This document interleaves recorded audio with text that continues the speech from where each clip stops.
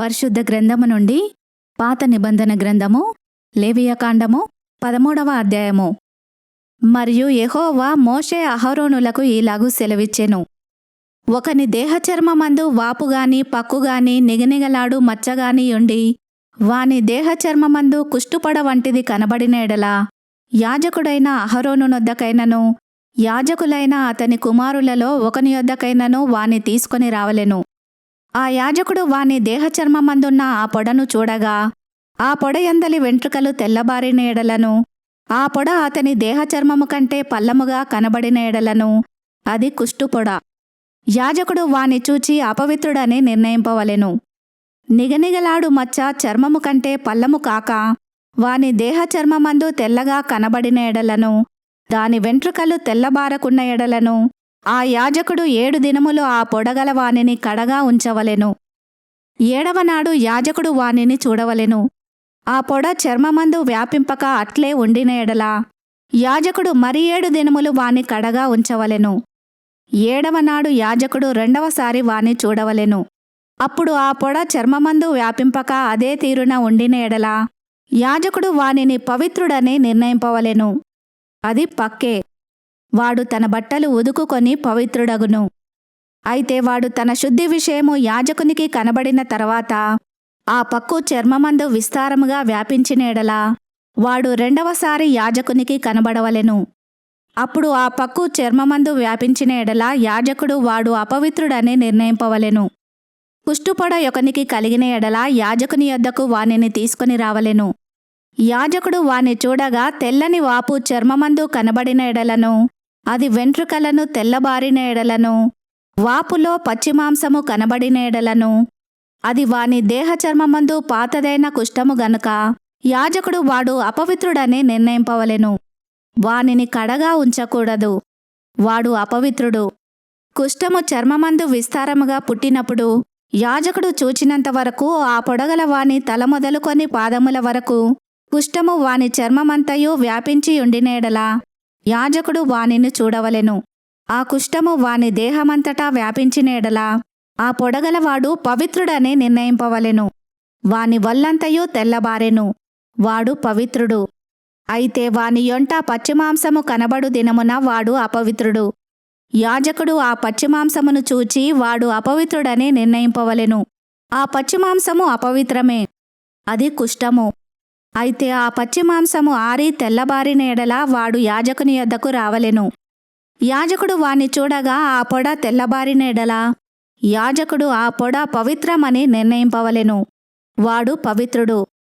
ఒకని దేహచర్మమందు పుండు పుట్టి మానిన తర్వాత ఆ పుండుండిన చోటను తెల్లని వాపైనను తెలుపుతో కూడిన ఎరుపు రంగు గల పొడగాని నిగనిగలాడు తెల్లని పొడగాని పుట్టిన ఎడల యాజకునికి దాని కనుపరచవలెను.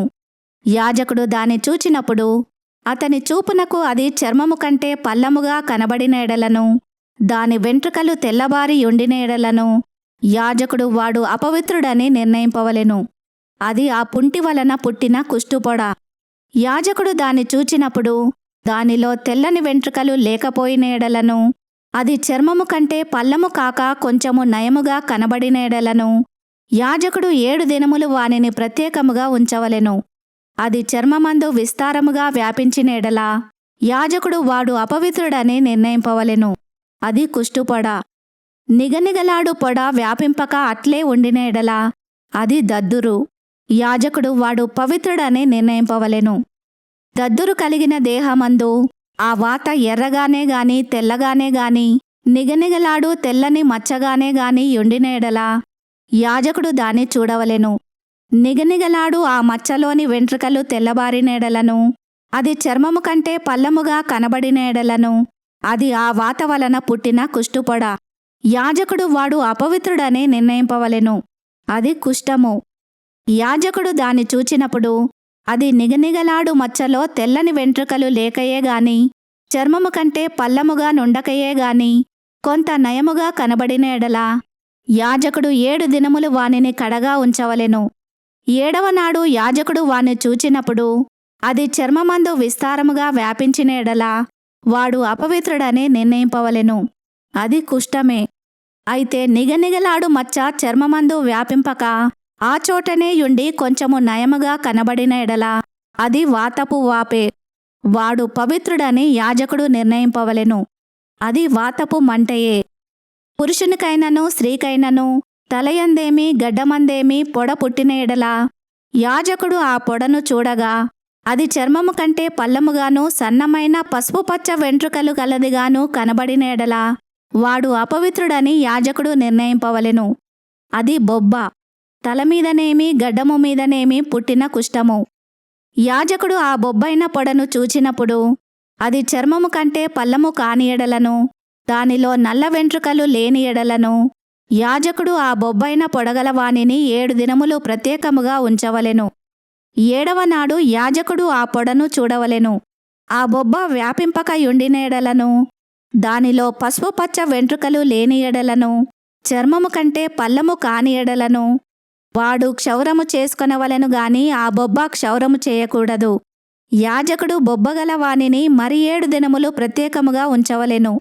7వ నాడు యాజకుడు ఆ బొబ్బను చూడగా అది చర్మమందు బొబ్బ వ్యాపింపక చర్మము కంటే పల్లము కాక యుండిన ఎడల యాజకుడు వాడు పవిత్రుడని నిర్ణయింపవలెను. వాడు తన బట్టలు ఉదుకుకొని పవిత్రుడగును. వాడు పవిత్రుడని నిర్ణయించిన తర్వాత బొబ్బ విస్తారముగా వ్యాపించిన ఎడల యాజకుడు వాని చూడవలెను. అప్పుడు ఆ మాద వ్యాపించి యుండిన ఎడల యాజకుడు పసుపు పచ్చ వెంట్రుకలను వెదకనక్కరలేదు. వాడు అపవిత్రుడు. అయితే నిలిచిన ఆ మాదలో నల్ల వెంట్రుకలు పుట్టిన ఎడల ఆ మాద బాగుపడెను. వాడు పవిత్రుడు. యాజకుడు వాడు పవిత్రుడని నిర్ణయింపవలెను. మరియు పురుషుని దేహచర్మమందేమి స్త్రీ దేహచర్మమందేమి నిగనిగలాడు మచ్చలు అనగా నిగనిగలాడు తెల్లని మచ్చలు పుట్టిన ఎడల యాజకుడు వానిని చూడవలెను. వారి దేహచర్మమందు నిగనిగలాడు మచ్చలు వాడియుండిన ఎడల అది చర్మమందు పుట్టిన ఒక పొక్కు. వాడు పవిత్రుడు. తల వెంట్రుకలు రాలినవాడు బట్టతలవాడు అయినను వాడు పవిత్రుడు. ముఖము వైపున తల వెంట్రుకలు రాలినవాడు బట్టనొసటివాడు. వాడు పవిత్రుడు.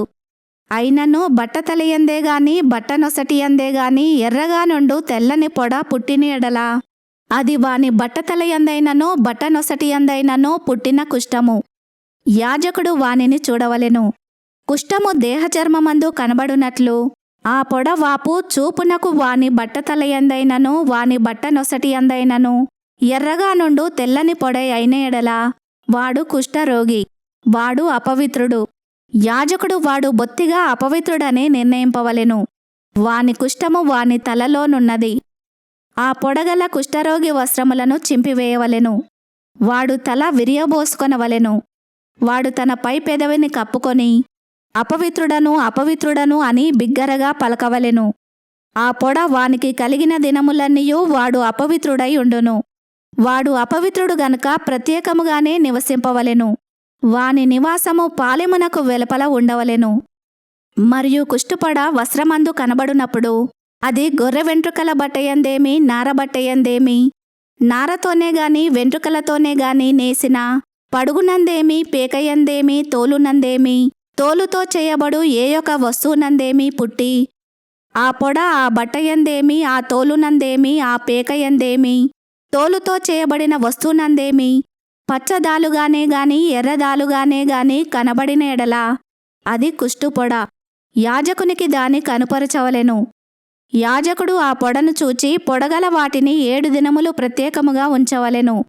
7వ నాడు అతడు ఆ పొడను చూడవలెను. అప్పుడు ఆ వస్త్రమందు అనగా పడుగునందే గాని పేకయందే గాని తోలునందే గాని తోలుతో చేసిన వస్తువునందే గాని ఆ పొడ వ్యాపించిన ఎడల అది కొరుకుడు కుష్ఠము. అది అపవిత్రము. కావున అతడు ఆ పొడ దేనిలో ఉన్నదో ఆ వస్త్రమును నారతోనేమి వెంట్రుకలతోనేమి చేసిన పడుగును పేకను తోలుతో చేసిన ప్రతి వస్తువును అగ్నితో కాల్చివేయవలెను. అది కొరుకుడు కుష్ఠము. అగ్నితో దాన్ని కాల్చివేయవలెను. అయితే యాజకుడు చూచినప్పుడు ఆ పొడ ఆ వస్త్రమందు అనగా పడుగునందేమి పేకయందేమి తోలుతో చేసిన మరిదేనియందేమి వ్యాపింపకపోయిన ఎడల యాజకుడు ఆ పొడగల దానిని ఉదకనాజ్ఞాపించి మరి 7 దినములు దానిని విడిగా ఉంచవలెను. ఆ పొడగల దానిని ఉదికిన తర్వాత యాజకుడు దానిని చూడవలెను. ఆ పొడ మారకపోయినను వ్యాపింపకపోయినను అది అపవిత్రము. అగ్నితో దానిని కాల్చివేయవలెను. అది లోవైపున గాని పైవైపున గాని పుట్టినను కొరుకుడు కుష్ఠముగా ఉండును.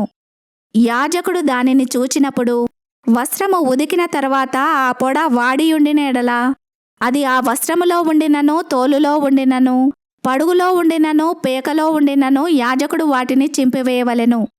అటు తర్వాత అది ఆ వస్త్రమందే గాని పడుగునందే గాని పేకయందే గాని తోలుతో చేసిన దేనియందే గాని కనబడిన ఎడల అది కొరుకుడు కుష్ఠము. ఆ పొడ దేనిలోనున్నదో దానిని అగ్నితో కాల్చివేయవలెను. ఏ వస్త్రమునే గాని పడుగునే గాని పేకనే గాని తోలుతో చేసిన దేనినే గాని ఉదికిన తర్వాత ఆ పొడ వదిలిన ఎడల రెండవ మారు దానిని ఉదకవలెను. అప్పుడు అది పవిత్రమగును. బొచ్చుబట్టయందే గాని నారబట్టయందే గాని పడుగునందే గాని పేకయందే గాని తోలు వస్తువులయందే గాని యుండు కుష్టుపొడను గూర్చి అది పవిత్రమని అపవిత్రమని నీవు నిర్ణయింపవలసిన విధి ఇదే. ఈ వాక్యమును విన్న మిమ్ములందరినీ దేవుడు దీవించునుగాక. ఆమెన్.